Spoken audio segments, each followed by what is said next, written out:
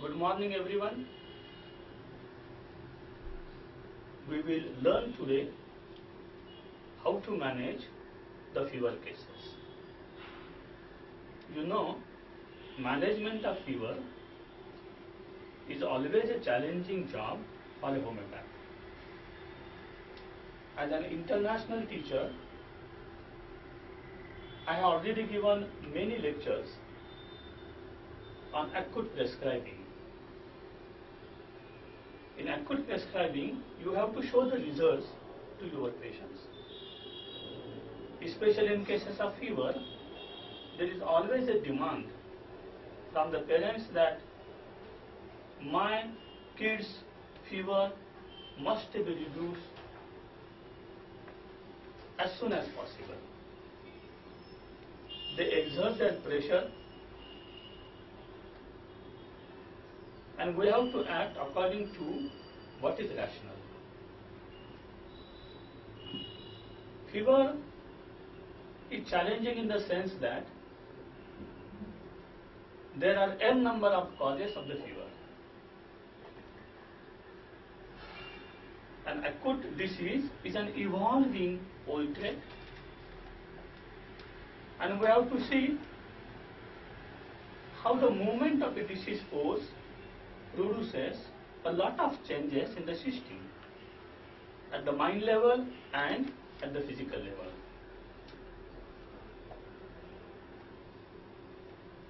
If we try to understand the fever in perspective from an evolutionary standpoint, see that it is operative since millions of years. And don't think that only the human beings suffer from the fever. Many other animals also.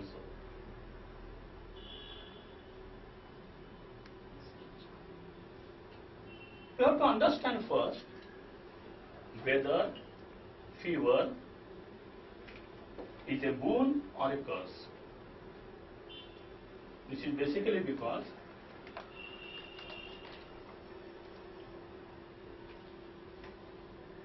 since many years, the notion is that fever is a very defensive reaction of the system. And if we go into the history of medicine, we find that it was actually the fever therapy which was used for many diseases, very strong diseases. We have in homeopathy the same concept.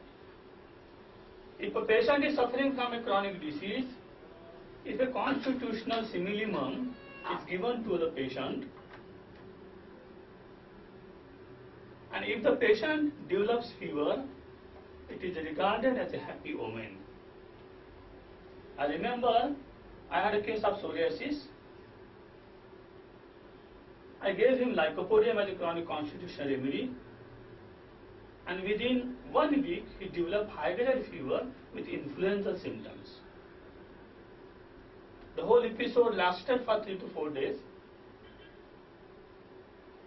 and as if a wonder, the psoriasis diminished after this acute episode of fever. Patient told me he didn't have fever for at least 12 years. And only after Lycopodium he developed the fever. So fever is a beneficial reaction of the system.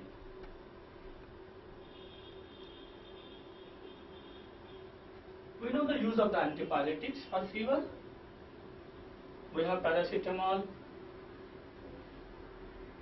People use it even without any medical advice. Fever must be down at any cost. That is the philosophy. The recent research has shown that the moderate fevers should be allowed to run their course because they will shorten the illness. If no fever, longevity of the illness. High-grade fever in an acute, in the boiling temperature, there is no growth of the organisms. and there is death of the organisms. So the system has the capacity to mobilize its resources for the sake of early recovery. Even the research has shown that the chances of spreading the infection are much less with the fever. Fever increases the phagocytic and bactericidal activity of the neutrophils and the cytotoxic effects of the lymphocytes.